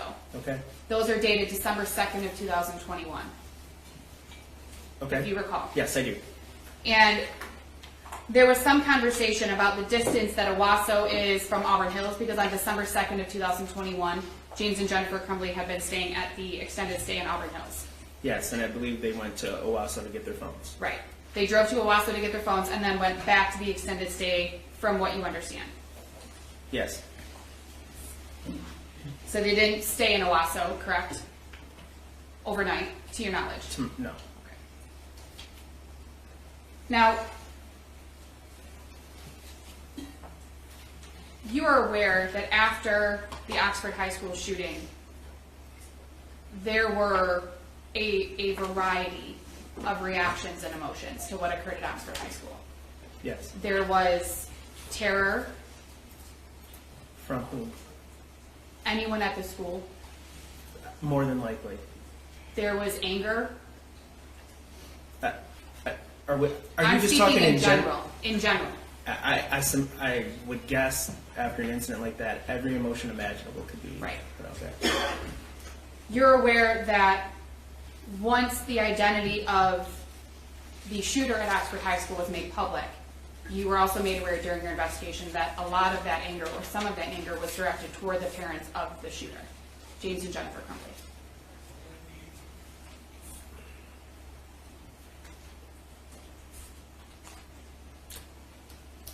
I can't say specifically, no.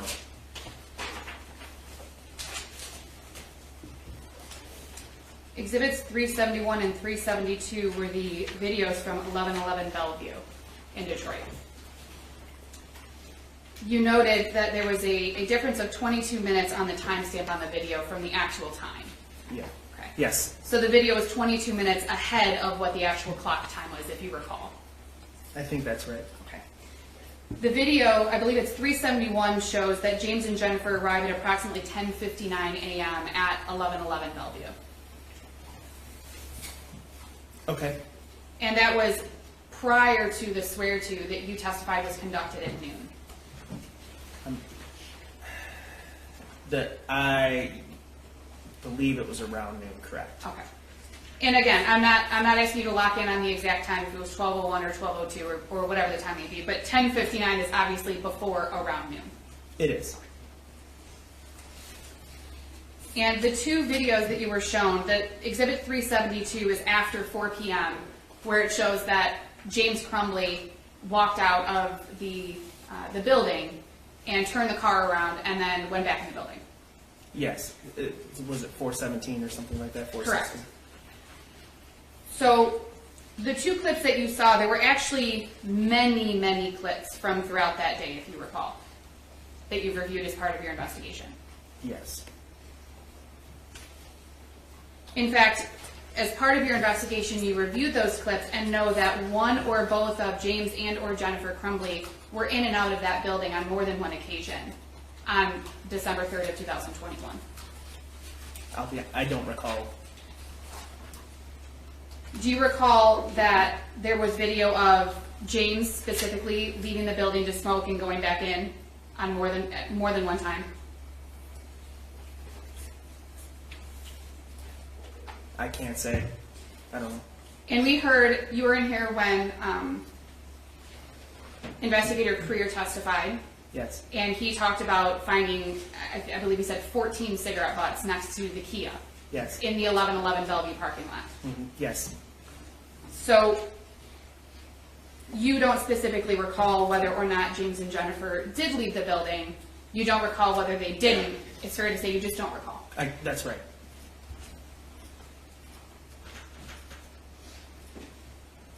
You testified that at 4 o'clock, a judge ordered James and his wife to turn themselves in. Yes. You don't know whether James had knowledge of that order from the judge. I mean, it's safe. I mean, there's some evidence in my mind that points to that he's aware. You did not see anything in your review of the case and of the evidence that you've obtained in this case to suggest that James was not going to turn himself in. And I'm not asking about anything that you've seen that you may or may not be able to talk about, but I'm asking specifically, you haven't seen anything to suggest that they weren't going to turn She'll themselves have in. to object to the form of the question. She can't try to pigeonhole a witness if he has more information and then limit the answer in his basic knowledge. Well, it was kind of a long question too, so, but you're specifically asking him, Your Honor, I'll rephrase my questions a little bit because it was multiple questions. You asked, and we heard the testimony, you asked retired Sergeant Hendrick to locate James and Jennifer Crumbley on December 2nd of 2021. That's correct. That was on the date that there were discussions about potentially charging James and Jennifer Crumbley. That's correct. On December 3rd of 2021, they had not been located at that time, earlier in the day. What time? Before dark. No, they weren't located. They were To my located, knowledge, they weren't located. right. To your knowledge, they were located later in the day, and we heard the testimony about that information, correct? Yes. You testified about a video, I believe you said it was posted on Twitter, of the shooter, a Molotov cocktail or something? I believe it was a YouTube video. Okay. You have no information that James was aware of that video? No. Now, Exhibit 16 is a photograph of the backpack and contents in the bathroom that we looked at. Okay. The photo shows that the journal that was in the backpack was open, and I believe you testified that that was opened by law enforcement. To be honest, I'm not, so if I can recap that, the Michigan State Police bomb squad went in there. They arranged the items to my understanding, and that's how, the first time I saw that, that's how it was. Okay. So you don't have any specific knowledge about how that was opened or who opened it. You just know that when you saw the the contents, that's how they were as they were in the photograph. Right. You identified the journal as that of the shooter because his name was in it. Yes.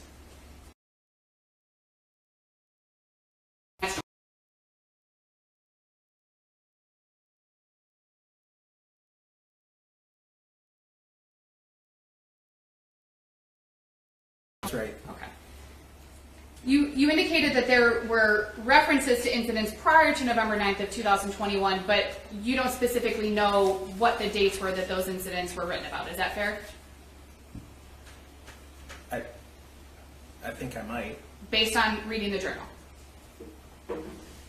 based on everything I've read. Okay. So based on everything you have about, all the knowledge you have about the case that you learned after November 30th of 2021, you may have additional information. Yes. But looking at the journal, you can't tell from the dates. There aren't dates other than November 9th of 2021, and I think there might be a couple other ones I see. referencing the shooting. You're correct. Okay. You testified that the journal appears to be written from back to front. So opening the front cover, there would be no writing, but if you flip to the back, then it's the 22 pages from the back forward that have writing on them. It seems that way, yes. And again, I think this is an obvious question, but I'm going to ask you. You have no indication that James Crumbley was aware that that journal existed, correct? No, I think I know he knew it existed. That that journal existed. Yeah, he mentioned it in his counseling session that why did you write, you can write in your journal. Right, and we heard from the counselor and we heard from the dean of students, who both testified that there was a mention of a journal, but that there were no specifics given. It doesn't say the journal in your backpack, the one you always keep with you. He didn't provide colors. He didn't provide any descriptive detail. We saw in the search warrant photos that were taken that there were additional notebooks and, could be journals in the shooter's bedroom.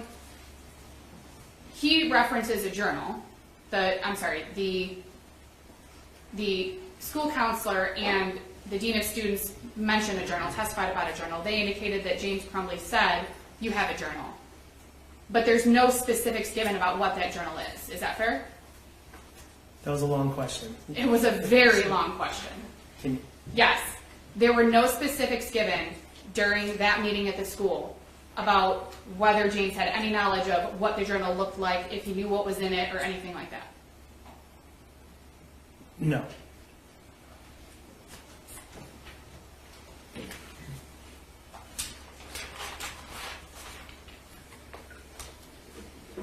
Specifically pages 15 and 22 that we have that were admitted as Exhibit 359. On page 15, if you recall, the shooter is writing about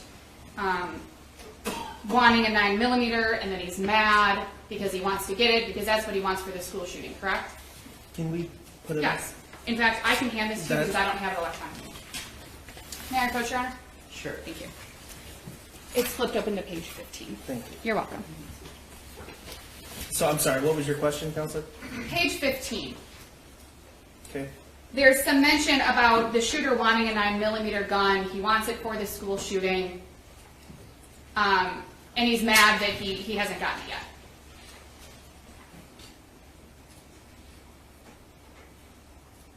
I'm not. Yes. Okay. He's pissed. Pissed is the word he used, correct? Page 15 also includes this statement. He mentions the Caltech and says he has to find where his dad hid it. Yes, that's what it says. If you'd like to, yes. I'm going to go to page 22 next, Mr. Keese. Mr. Keese is going to put them on the screen for you. Thank you.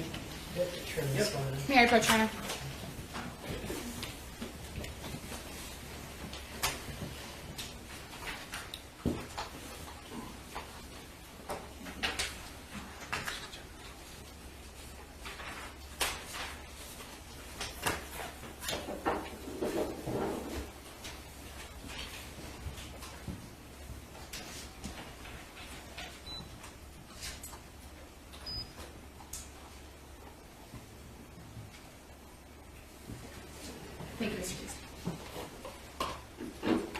that's the page 15 that you just looked at, correct? The portion that I asked you to look at. and review. Yes. Page 22, if you could go to page 22, Mr. Keys, thank you. There's a few 22. Page 22, the binding. Which exhibit number is this? 359, Your Honor. Thank you. Page 22, and again, we discussed that this was written along the binding, so along the inside edge of the page, correct, in the journal? Yes. And it says, I will have to find where my dad hid my 9mm before I can shoot the school, correct? That is what it says. Now,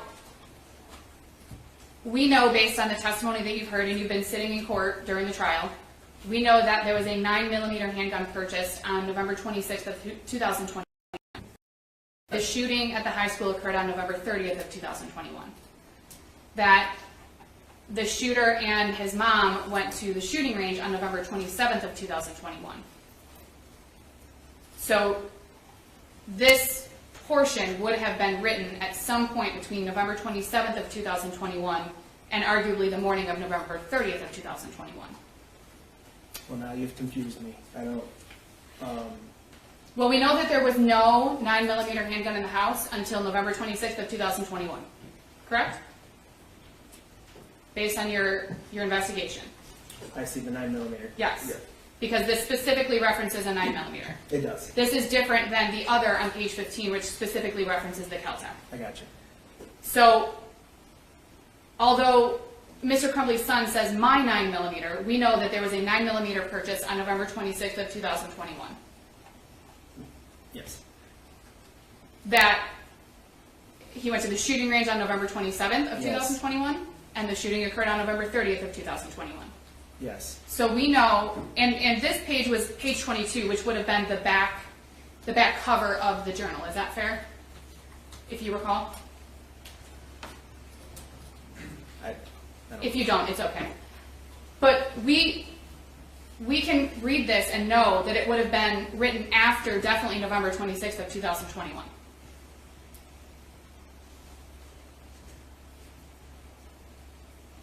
Yes. On page 3 of the journal, Mr. Keese, if you might mind, page 3, thank you. Access. Yes. If you look at the third line of this entry, it says, I have access to the gun and the ammo. Do you see that? I do see it. Now, you don't recall seeing anything in this journal or even around this entry that says, my dad told me where the gun and ammo are, correct? Can you repeat that, please? Yes.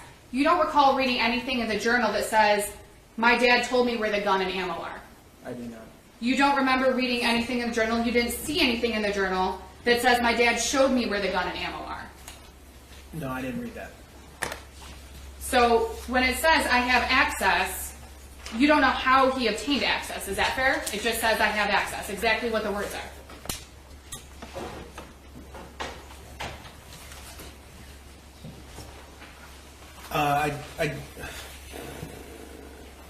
Can you repeat that? I'm sorry. Yes. Reading this journal entry and the information that you have that you've read in the journal, this doesn't say how Mr. Crumbley's son had access to the firearm. Is that fair? That's right. Just simply that he had access. Simply that he had access. Understood. Thank you. I have no further questions, Your Honor. Redirect. Briefly, thank you, Judge. Starting off with the journal here. You were asked if James Crumbley knew it existed, and you indicated that you believe that the answer was that, yes. Yes. Okay, so you were here for Mr. Hopkins' testimony as well as Mr. Ejak's testimony, of course, you're the officer in charge of the investigation. In that meeting with James Crumbley, did he say journals, plural, or journal as in singular?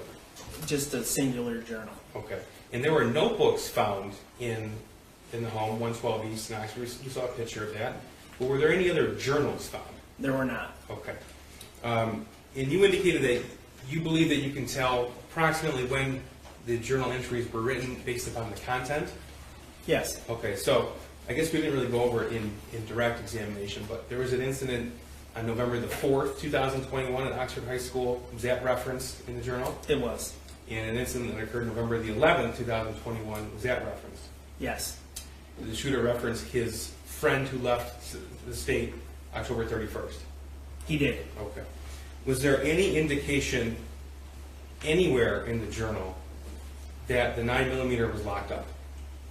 No. Now, we saw evidence in this case that the shooter obtained access to the Kel-Tec pistol as well. Yes. Okay, and that text message was, "Look what my dad left out." Correct. Okay. And what we have on the screen here, page 3, first off, I got my gun. It's an SP-2022 6-hour 9mm.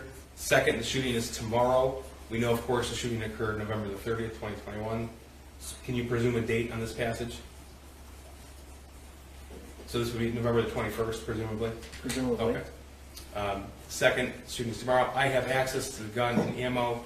And of course, we know that he did obtain that weapon. We do. Okay. And we know that the murder weapon from November the 30th was the weapon purchased by James Crumbley on November the 26th, 2021. Absolutely. Nothing further. Brief request, or brief question? Right. Very brief. And I don't mean to belabor the issue, but when it comes to journals or notebooks, you don't know what James calls a notebook, what he calls a journal. You have no idea. Is that fair? That's not fair. I do know what he calls a journal because he called it a journal in the meeting with Mr. Hopkins. Right. He said something about a journal. He did. You don't know if he's talking about a notebook. You don't know if he's talking about a journal, like a diary with a lock on it. You have no idea what he's talking about. I got a pretty good idea he's talking about a journal. That's what I can say. Right. A journal. A journal. The reference to the Kel-Tec that Mr. Keys just asked you about was in August of 2021, correct? He asked about the video that we saw, the text that Mr. Crumbley's son sent to his friend about my dad left it out, LOL, or something along those lines. Yeah. That was in August of 21. Can you show me? If you recall. I don't recall. You don't recall seeing anything from November of 21 in the journal or otherwise saying that Mr. Crumbley's son had access because Mr. Crumbley left a gun out in November of 21 or in the journal, correct? Ask that again, please. Sure. You don't recall seeing anything during your investigation from November of 21 that Mr. Crumbley had allegedly left a firearm out in the house and his son talked about it. This is beyond the scope of my redirect. I still don't understand the question. Sure, Your Honor. Mr. Keys asked about the text that was sent from Mr. Crumbley's son to his friend about his dad allegedly leaving the Kel-Tec out. Okay. And he filmed a video of himself. Okay.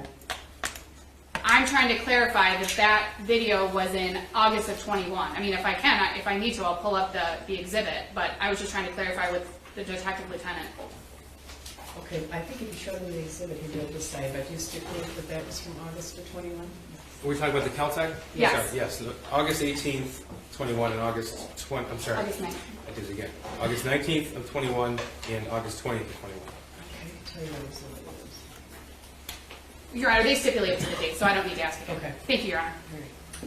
All right. I just, based on that, there was evidence that we introduced in this case that the shooter filmed a video of himself holding the 6-hour 9mm handgun November 26, 2021. Yes. Okay. And there were also Instagram posts of him holding that same firearm on the 27th of the month. That is correct. Okay. And I think I misspoke earlier. I said November 21st as far as this passage being written. This would actually be November the 29th of 2021. Yes, sir. Thank you. I'm sorry about that. Thank you, Judge. All right, can he be excused? Yes, Judge. All right, you can step down and be excused. Thank you, Judge. Tell me where we're headed. Judge, we have no further witnesses today. Before we officially rest, I'd like the opportunity to review our exhibit list. We had a lot of modifications throughout the case. All right. I want to confirm with defense counsel what was extracted and added on. And then tomorrow morning, we'll know for sure. All right, do you want 9 o'clock? That's fine, Your Honor. Yes. 9 o'clock. All right. I'm going to ask you to return at 9 o'clock tomorrow morning. Please know again that during the trial you should not read, listen to, or watch any news reports about the case. Under the law, the evidence you consider to decide the case must meet certain standards. For example, witnesses must swear to tell the truth, and lawyers must be able to cross-examine them.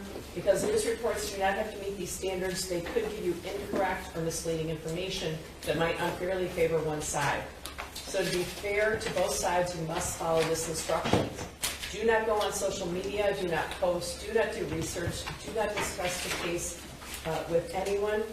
We really appreciate your commitment to this very important job, and we ask you to hang with us just a few more days. We're nearing closings within the week, I would think. Remember to fill out your lunch form for tomorrow. Stay healthy tonight, and don't discuss the case with anyone. Any questions about the schedule? Any questions about that? We appreciate you. Thank you. All rise for the jury.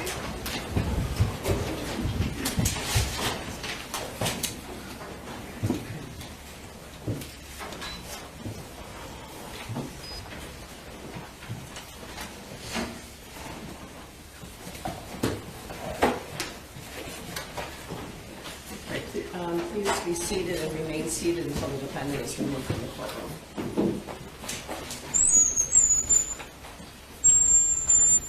9 o'clock tomorrow, right? Thank you, Yes, Judge. Your Honor, thank you.